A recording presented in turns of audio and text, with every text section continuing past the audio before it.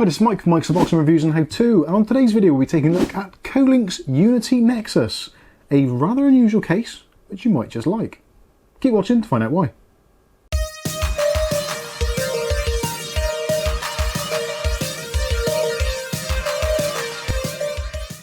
Okay, so in today's video we'll be taking a look at Kolink's latest and greatest. This is the Unity Nexus, and this is a slightly unusual case in the fact that you can actually replace this solid glass front panel with a variety of other designs. So there's a choice of 3 additional designs to choose from. They are added extras, so you will have to pay for them separately, and also Kolink have said they will be designing more fronts as time goes on, so look out for those. You may find one which is specifically themed towards your particular needs. So there's 3 versions available, one of which is the Vector, which has got, well, kind of vectors and a V shape. You've also got the landscape design, which is actually very similar to the standard one, just a little bit different on the pattern there. And also you have got the radial design, which, yeah, as it says, is pretty much a radial design, i.e. circles. So other than that, what has this case got to offer? Well, it's actually got quite a few things, such as the ability to mount radiators in obviously the front and the top. The front is quoted as being up to 420mm, the top section 360, and also on the rear there's option for either a 120 or a 140mm fan, although kindly they have included a 120mm void Umbra RGB fan straight out of the box, which is actually nicely contained within the RGB ecosystem of this, so that will link directly to this front panel, and it is all controlled by a switch on the top. All very good, you may say. What else does it contain? We've actually got the option to mount a vertical GPU in there, should you wish to. It comes with a bracket. Sadly, it doesn't come with one of those flexible PCI Express adapters to allow you to actually do it, but you can pick those up relatively cheaply if you're looking PCI Express Gen 3, although if you're looking at PCI Express Gen 4, things will start getting considerably more expensive. Other notable features, graphics cards of a minimum of 345mm. Now this is depending obviously what fans and radiators you put in the front section. If you leave it pretty much bare on the inside, you can get a graphics card of up to 415mm in length, which is absolutely huge. Most people probably won't need that, but certainly it is an option. Also, there's an option for air cooling on the CPU of a tower cooler of up to 180mm in size. So that covers pretty much every single cooler I've ever seen, even including things like the Noctua D15 and other massive coolers such as the Corsair A500. Power supply wise, we've got a nice big power supply basement in there, and again, power supply wise you can fit up to a whopping 250mm power supply in there, should you feel the need to, although most power supplies generally tend to be in and around that kind of 160 to 180 mark. So let's go through the case, do a quick tour, do a bit of a teardown, look at all the individual components, and then at the end we'll discuss my feelings and see what I think about this case. Also, there will be a follow-up video to this with an actual build in it, so we can do things like some airflow testing, compatibility, sizing, all that kind of stuff. So if you want to see how that goes, don't forget to hit the subscribe button and the chime icon, and you'll be notified of future video releases. So let's start off first of all with the side panel. So as you can see, we've got a full-size tempered glass panel here, 4mm thick, nice and thick, and also you've got a black surrounding edge, so fingerprints and things like that aren't going to be too much of a problem, but I'm going to remove it now because the reflections on it are pretty horrendous when filming. Taking off the side panel is a relatively straightforward affair. Sadly though, there aren't captive screws on this, so the screws will come out completely, so do bear that in mind if you're undoing them, and they're likely to be lost or trapped by some sort of kitten. The panel itself has got a handle on the side, so we just pull it off, slide it off, and it comes off. There is a very moderate smoke tint to this, not particularly dark, not particularly clear, but yeah, somewhere in the middle, so yeah, should be quite good for hiding up those things you don't want seen, but also letting the light shine through of things you do want to be seen. So with the side panel off, we can take a look at the absolutely cavernous interior size. This is a big boy, it really is a big case. I'll put the dimensions on the screen now for the height, length, width, etc. Also, this will fit up to extended ATX motherboards, although technically extended ATX isn't really a form factor that is really kind of nailed down at the moment. So yeah, basically it'll take a big motherboard very, very easily. You can, of course, if you want to, use a regular ATX, a micro ATX, or if you're some kind of sadist, you can use an ITX board in here. Obviously, it's going to look a little bit weird, but hey, the option's there. As you can see from the inside, so starting from the basement section, we've got this slightly unusual setup. So the basement itself is ventilated at the bottom, unusually, but actually solid on the top. Now, some people may prefer that, some people may not. Again, it's going to be down to personal preference. And actually, that is going to be one of the themes of this case as we go through the unboxing and the review. This case is one of those things which is not designed for everybody. It is a very much a niche type case because of the design, the layout, and all that kind of stuff. So obviously if you want a full mesh fronted airflow case, this is probably not the one for you. But if you want to do something a little bit different with your build, then keep watching. So moving on, we've got some absolutely overly generous mounting sections here for putting things like cables, fans, etc, etc. So starting again from the bottom, we've got 3 huge holes here for putting your pass-through cables through for things like your USB 3 headers, your HD audio, USB, front I/O, all that kind of stuff. Also as well, at the bottom there is a large section cut out for radiators, so if you do want to put a radiator in here, you can, like they say, technically it will take up to a 420mm radiator, although, as most of you probably know, 420mm radiators aren't actually 420mm, much like 360mm radiators are generally roughly about 400mm. So obviously do your research, your due diligence, and if you're not entirely sure, if you want to give me the measurements of the device you're trying to install in this case, then I'll certainly get the tape measure out and give it a go for you and let you know in the comments. So moving up from that, again, pass-through points, there's 6 pass-through points here, so again, even if you have got a particularly wide motherboard, then no problems with passing through that main ATX power connector. At the top, if I lean this back a little bit more, and we'll try and give you some decent B-roll, you can see as well, there's another 3 huge pass-throughs at the top. So if you are putting a 360mm radiator in there, and you've got some nice RGB fans or addressable RGB fans as well, all of those are easily passed through for those massive cutouts.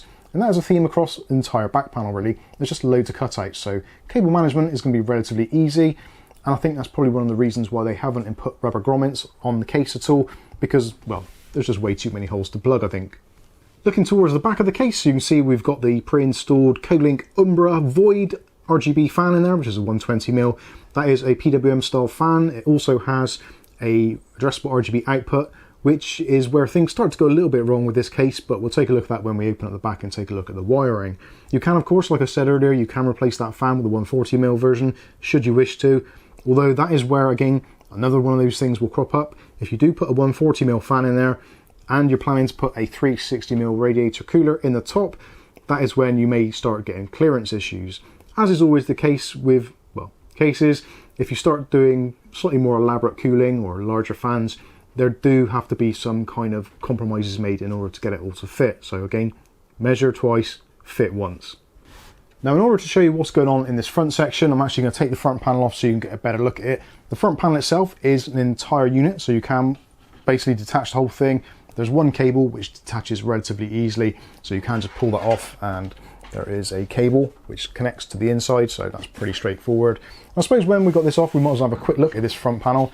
So when it comes to replacing the glass, should you wish to change it for a slightly different design, all you need to do is on the back section here, there's a selection of screws, 2 there, 1 in the middle, 2 there, 2 there, 1 in the middle, 2 there. Undo those screws, and then you can remove glass front panel pretty easily and replace it with one of the others. It does actually come with kind of mounting sleds and all that kind of stuff, so you don't actually damage the glass in any way by removing it and replacing it. So if at some point in the future you decide to maybe change the design back to the original, then you can put the original one back in. It isn't a destructive thing when you replace them. Looking at the front panel again, when it comes to airflow, obviously this isn't a mesh fronted airflow, this is a solid panel, so you do need to get airflow in somehow. Now what they've decided to do on this is we've got this large channel down here and also on the other side as well, as you can probably see from here and some of the B-roll. So this is your main air intake, which granted in the grand scheme of things isn't a huge amount of airflow, but yeah, there's not really a lot I can say to actually kind of defend that. It isn't the greatest. If you're looking for a pure airflow case, again, this is not it. This is going to be a slightly restrictive air intake. Although there is room on the front, like we said before, so you can have up to 3 140mm fans in this front section. It does actually come with a pre-installed fan in there, so that is basically the Kolink standard fan, a PWM model. That does come included as standard. Whether or not you want to put RGB fans in this section, I don't know. It depends on your system and how you're setting it up. Obviously, because this solid panel is solid and you can't see through it, you're not really going to see these fans from the front anyway, only from the side. So yeah, make up your own minds there. You can put a 360mm radiator in there. I have done a test fit with the Fractal S36 and it fits relatively easily with a little bit of room top and bottom. Whether you could put a 420 in there, I honestly don't know. I haven't got one to try. I think for most people, if you're looking at like a 420 radiator in there on, you might be looking at a slightly different case anyway, maybe even a bigger case. But easily you can put 3 120mm fans in there, 3 140s in there, no problems whatsoever. And also there's a bit of a gap as well. So to allow air to come in through these side skirts. It will come in, although it is very much an angular thing because the air channel comes in through here and you've got this big plastic back section which kind of bounces the light from the RGB back out towards the front. So yeah, the airflow path isn't optimal. And that is probably slightly an understatement. One thing of note as well is the fact that the fans cannot be mounted on the front of the case. Sometimes you'll do this with a radiator, you put the fans on the front and put the radiator on the back. Because of the extremely close proximity of this front panel to the fans, there is literally about a 3 or 4 mil gap between the fans and that blanking plate. So even the smallest or narrowest of fans will not fit on that front section. So yeah, that will not be a thing that you can actually do. So I think that pretty much covers it for the front section and the air intake. Let's take a look at the rear section. So looking here on the rear, you can see actually how wide this case is. It is quite a chunky boy. And just looking at the rear I/O panel here, normally that would take up what seems to be quite a lot of room on the back here, but because we've got obviously up to 140mm fan option here, and a little bit of width either side for cable management, etc., and also that huge 180mm clearance for CPU coolers on this side, yeah, it is quite a wide case. And that is actually to the benefit. Obviously, if you want to put a vertical mounted GPU in, there are 3 slots there, and there is a little bit of room as well, so a triple slot card would go in there. You may find that, depending on your card, it might be a little bit close to the glass, which is, again, not optimal. A dual slot one or water-cooled card will be absolutely fine, no problems at all. Again, doesn't come with the adapter cable, so you will need to supply one of those yourself. Another thing which is kind of a little bit troubling on this, not a deal breaker, but something which really shouldn't be done these days, is the fact that the PCI Express blanking plates, those 3 there are removable and replaceable, but sadly the rest of them are all captive ones, so they need to be bent out and then obviously discarded, which is a waste of materials. And the same goes for the vertical side. Would have been nice just to have seen those to be kind of an extra 3 of those. In a case of this kind of price point, you probably would expect that, which is something which we should touch on. We haven't discussed the price of this case yet. I was going to leave it to the end, but I figured now that we're kind of leading up to it, I should mention it. As of today, looking on cclonline.co.uk, this is actually retailing for about £95. So it isn't a budget case. And for not having those blanking plates being kind of removable and replaceable is a little bit of a shame, if I'm completely honest. I would have liked to have seen that, but yeah. There's a lot of money on this case. It is a very high quality metal. The metals were very sturdy, solid, etc. But yeah, little things like that really do kind of almost nudge it in towards a lower price point. Anyway, moving on. So at the bottom, we've got a standard slot there for your ATX power supply. Again, up to 250mm in length for power supplies. And I think that is pretty much it on the back here. So let's take a look actually inside. So now things are going to get a little bit more interesting and a little bit more, well, potentially problematic. So starting off from, let's go from the back. So from the back, the first thing you'll notice is this SATA cable, which is dangling here. Now this SATA cable comes from the RGB setup. So the RGB on the front for the front panel, which is disconnected at the moment, and this fan itself, they're powered from a single SATA connector. Now don't worry, the fans aren't single speed. There is actually a PWM connector which comes off the fan also, so you can control that, and also there is like a fly lead off that, so you can connect other fans in series or parallel, or however it is these days. Basically they're all chain linked together, so you can connect those up and they'll all be powered off of this and just take the PWM signal from the motherboard, so that's fine. I kind of am at the point where I don't think it's a particularly good idea that they've done that. Now I'll tell you the reasons why. Because the RGB connections in the front of the case are essentially proprietary, so it all basically connects together into a bunch of wires here, and then this 6-pin cable goes into the front of the case. So you've got all this stuff here which is all kind of hardwired into the case for the LED button on the top. So my concern is if you for some reason decide that you don't want to use this particular fan, then you're a little bit stuck. You could just disconnect the fan section for it and then just plug this in to the front, which I think possibly some people will probably do, and I might do, I'm not entirely sure yet. So if you just plug this in, that's absolutely fine, it'll still all work. And there is a pass-through for RGB, which is in here somewhere. So that just goes to a standard 3-pin 5-volt addressable RGB connector, and also you've got the VDG as well, which is for some other motherboards, Gigabyte mainly. So you can just use that section there, and that is your front RGB all done and dusted. So you can put that to one side, that's all good. So yeah, if you do want to use different set of fans, so maybe for some reason you don't like these particular fans, even though they do look very nice, maybe you've got your own fans already, maybe one of those up here sets where you've got the 6 fans and you want to use that, then you certainly can do. It's just, yeah, I would have liked to have seen a slightly more elegant solution, possibly with some sort of hub and possibly a PWM controller. Again, we're looking at £95 here at the moment, so yeah, it's little things like that which could basically kind of make it or break it in terms of you add up all the smaller things which you probably might want to change, then it starts becoming an expensive build potentially. But again, if you do like the look of the case and you do like that front glass LED, then yeah, that kind of pays for itself. Anyway, moving on. So looking closer, we've got the pass-through points here. There's 4 in total. 3, I guess, which are probably the ones you're going to predominantly use for things like the addressable RGB fans, radiators, that kind of stuff on the top there. The one towards the front more so, I guess, is just there because it's there. There's no real need for it to be there. I guess if you're putting a radiator facing the other way, pipes forward, then you might want to have some sort of connectivity coming down through there. You've also got all the cables coming down through for the front I/O, which is all bunched here. Now actually, the way they've done the cable management, there's 2 kind of real main sections, so kind of strips. So you can actually get some pretty neat wiring going on here, which then leads you down towards the bottom section where we have got the removable drive tray. So there is a drive caddy there. That'll take 2 3.5-inch drives. You can put 2.5-inch drives in if you want to, and they're just on sleds. No rubber dampeners or anything on those, so yeah, a little bit on the cheap side, but they'll get the job done. They are toolless, so you don't need to put any screws in. Of course, if you want to, you can. For 2.5-inch drives, you will need screws through those 4 points there. But for 3.5-inch drives, there's just plastic pins which go into the side of the drives, and this has got a little bit of flex to it. So you just flex it open, put your drive in, job done. And the same with the actual removal mechanism. Just spring those in together and they come out nice and easily. You do get 2 of these, which our cat actually like to use as some sort of cat tray. So yeah. Anyway, moving on. So if you don't want to have that installed, if you've got a particularly large power supply or whatever, there are 4 screws on the bottom, so this whole section comes out. So if you want this all completely open, you can do. But if you want to put drives in, again, it is there ready to go.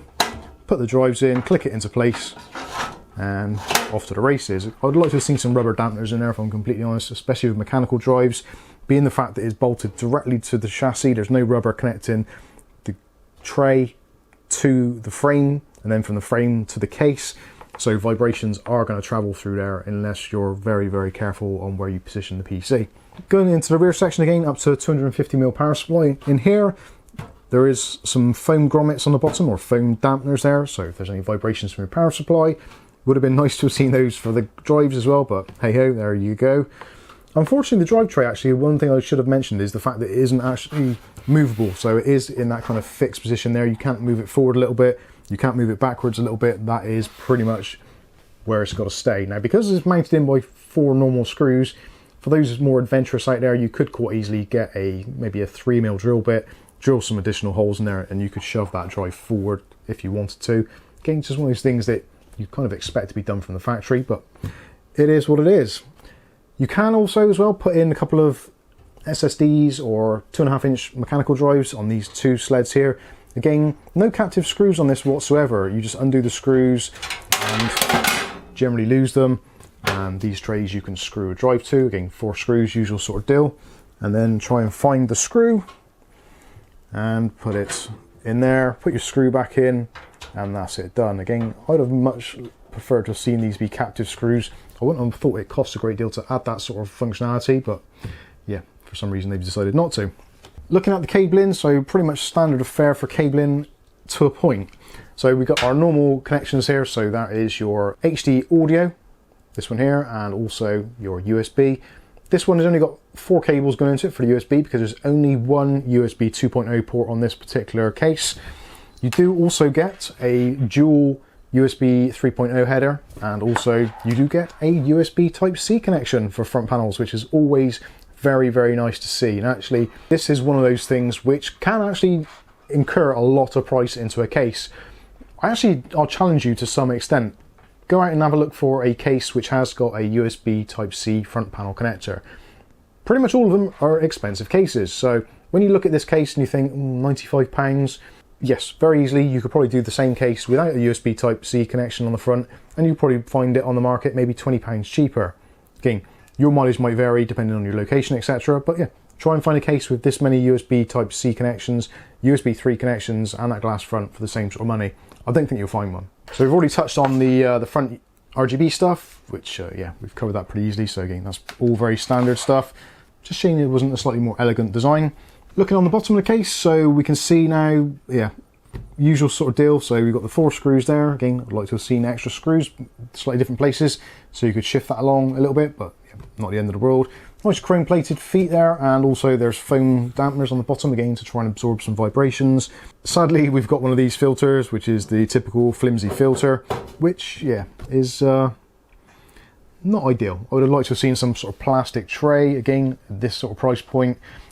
I know I keep on referring to this, saying about at the price point. Now, do take into account, depending when you're watching this, if you're watching this at the time of actual release, we are kind of 2 years into the pandemic.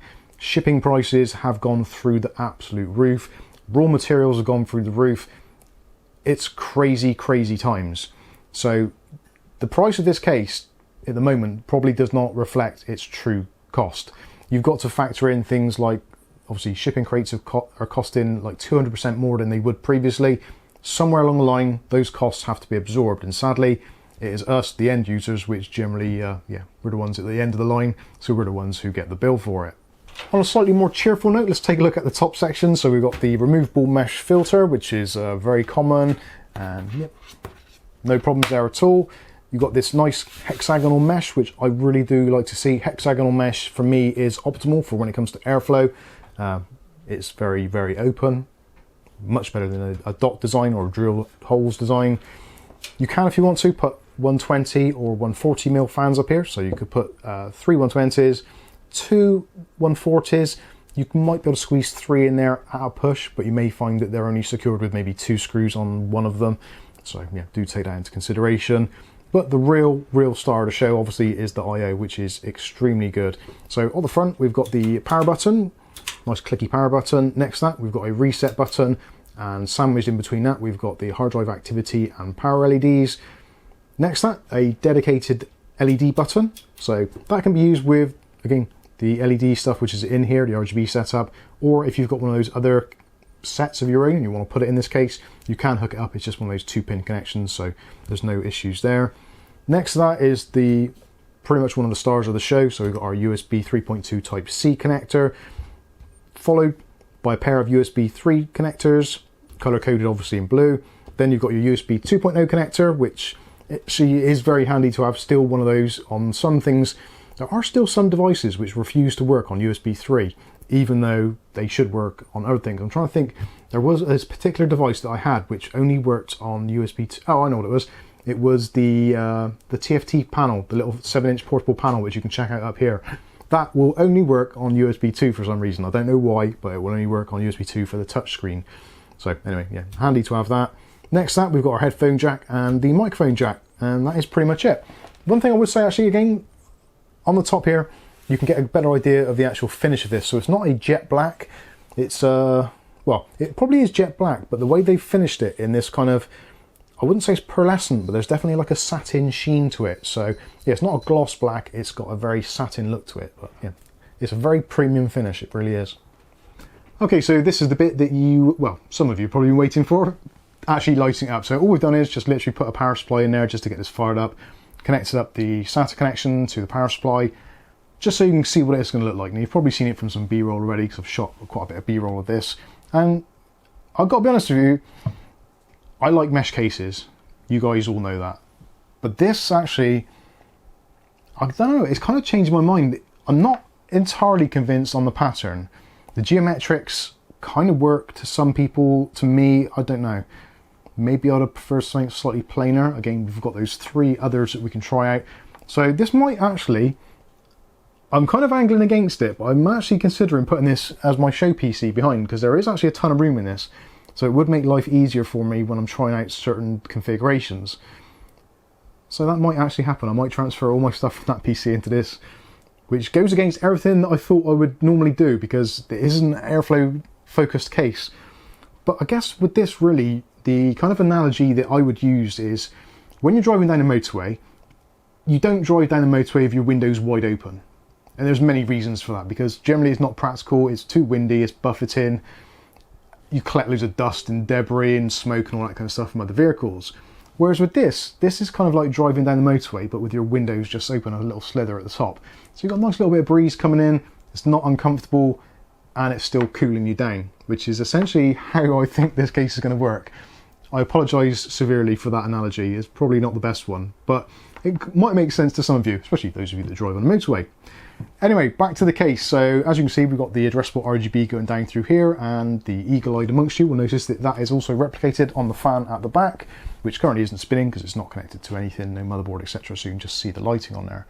Now changing the lighting on this is super simple. So I can find the button, it's the one towards the back, and just press the button and it will change through the cycle. Now obviously the button itself is only going to change through things which are connected to the fans and also the controller kind of in series or parallel or daisy chained, however you want to put it.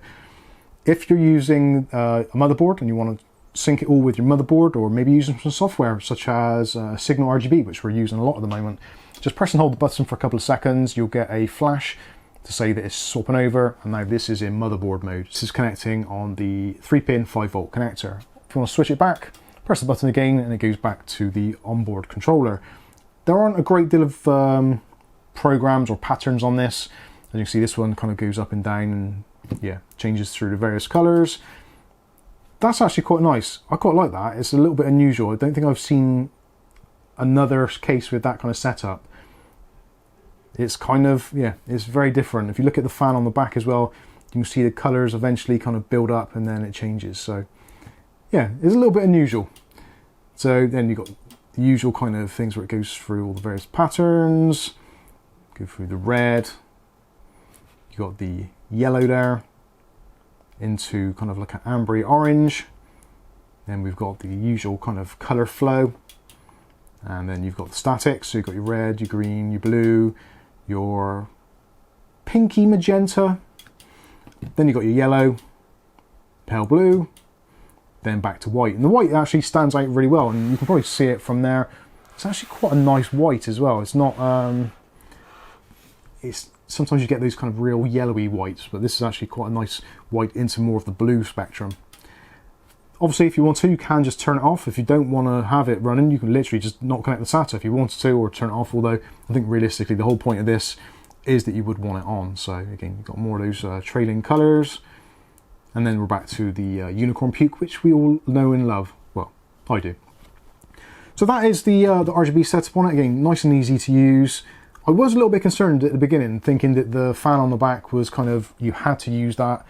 But now that I've actually looked at it and worked out that I can actually use this front panel pretty much as a standalone and then incorporate that with other addressable RGB components, I'm actually a lot more confident in actually building with this case, and I'm strangely quite looking forward to it, which I didn't think I would say for a solid glass fronted panel PC. Also as well, it's going to be good to see what the airflow is going to be like. Now obviously, because we've only got those channels down the side there for air intake, potentially what you could do, and something which actually Kath said off camera, is if you wanted to get the best airflow, if you like that kind of mesh setup, there's no reason why you couldn't use the fan on the back, turn it around so that's an intake, have your 3 fans on the top as an intake, and have it as like positive pressure with the air actually being pushed out of the front. There's no reason why you couldn't do that. It goes against everything that we kind of know and trust, but certainly it could work that way, and potentially I might even do that, although I probably will do some tests with just like a radiator on the front in its kind of intended purpose, so possibly even negative pressure with just fans pulling out and using this as an intake. And yeah, lots of things to consider and lots of things to think about. So if you want to see the build, don't forget to subscribe and click the chime icon to be notified of future video releases. But more importantly, the most important part of this is what do you guys think about it? Do let us know in the comments. I am genuinely asking for your input on this one. It kind of blows my mind that cases at the moment on the market are all pretty much mesh. There's a very strong thing between either solid panels or mesh, and it does kind of tip people over the edge. There's a lot of people who literally just will not buy this case purely because it's got a solid front panel. Another question, would you like Kolink to actually make a replacement front panel of this with mesh? Would that be a killer case in your opinion? I think actually having a mesh fronted option on this would be a very, very good idea, because the chassis itself is very strong, very sturdy. No real issues with the chassis itself, but I think the solid front panel is going to turn some people away. So anyway, let me know what you think about this one in the comments section. But in the meantime, I've been Mike. This is Mike's Unboxing Reviews and How To, and hopefully we'll catch you in the very next video. Thanks for watching.